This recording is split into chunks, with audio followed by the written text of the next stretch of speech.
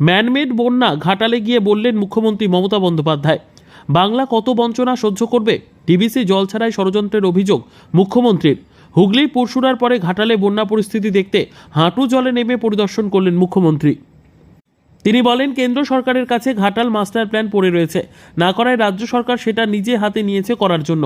DVC এর ছাড়া বিপুল পরিমাণ জলে দক্ষিণবঙ্গের বিস্তীর্ণ এলাকা আজ বন্যা কবলিত। ঝাড়খণ্ডের জলে বাংলা প্লাবিত হচ্ছে। 3.5 লক্ষ কিউসেক জল ছাড়া হয়েছে ডিভিসি থেকে। এত জল এর আগে ছাড়া হয়নি।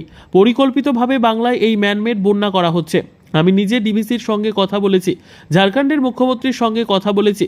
আজ ঘাটালের বন্যা পরিস্থিতি খতিয়ে দেখতে ঘাটালে রানীর বাজারে আসেন মুখ্যমন্ত্রী মমতা বন্দ্যোপাধ্যায়।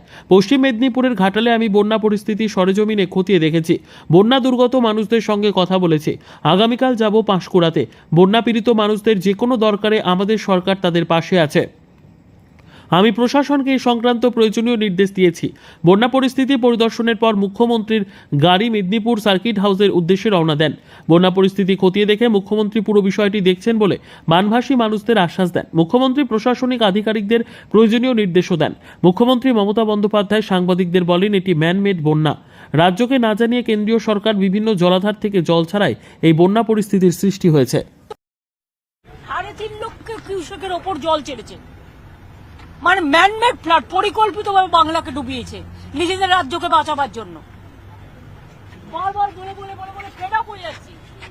কেন্দ্রীয় সরকার ড্রেজিং করে না, ডিবিসি আরো 2 লক্ষ কিউসেক জল রাখতে পারে। যখন তোমাদের 70% ভরে, 80% ভরে, তখন তোমরা কেন ছাড়ো না? আর নিজেদের রাজ্যটাকে বাঁচাও আর সবটা বাংলার উপরে ঠেলে দাও। বাংলার কত বঞ্চনা সহ্য করবে?